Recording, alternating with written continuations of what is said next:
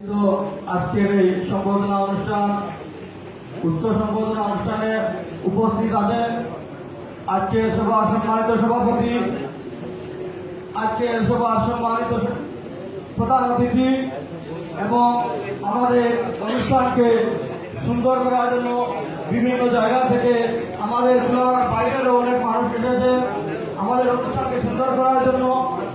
আমি সবাইকে আমার ব্যক্তিগত পক্ষ থেকে সংগ্রামী অভিনন্দন এবং মোবারকবাদ জানাচ্ছি।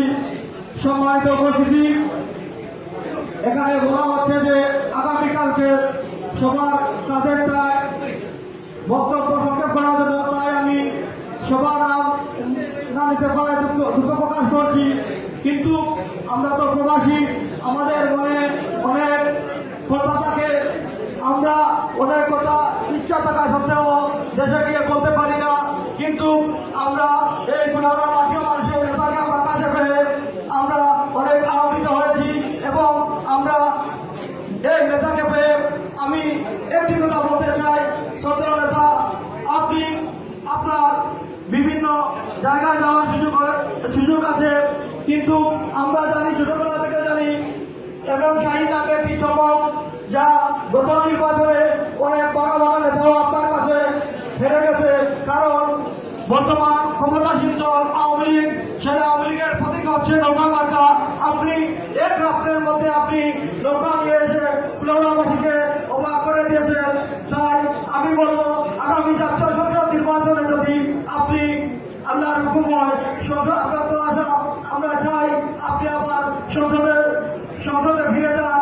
কিন্তু আপনি যদি সংসদে ফিরে যান, কুলাউড়ার মানুষ আপনাকে সংসদ সদস্য করে, তাহলে আমরা প্রবাসী পক্ষ থেকে একটি কথা আমার অনুরোধ থাকবে যে আপনি আমাদের এই ছোট্ট শহর কুলাউড়া, এই কুলাউড়াতে এখন অনেক যানজটের কারণে মানুষের সময় নষ্ট হয়।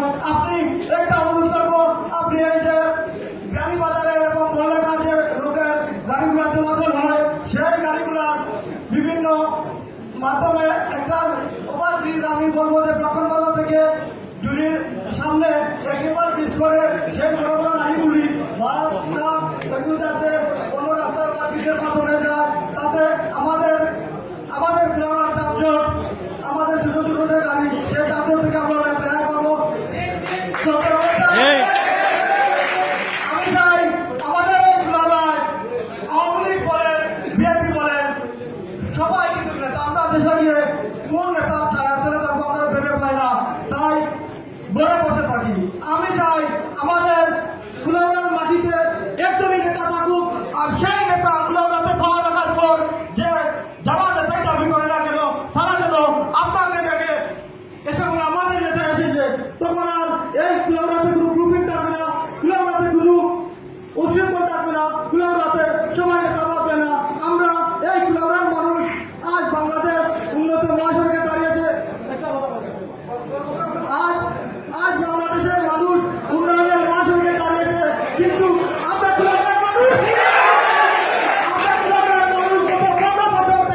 পিছিয়ে পড়েছি।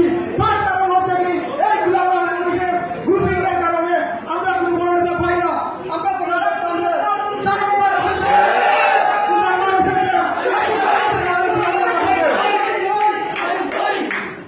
কুলাউড়ার মাটিতে দুজনই নেতা, শাহীন ভাই, সুলতান ভাই, আজ কুলাউড়াতে গিয়ে দেখি সবাই নেতা।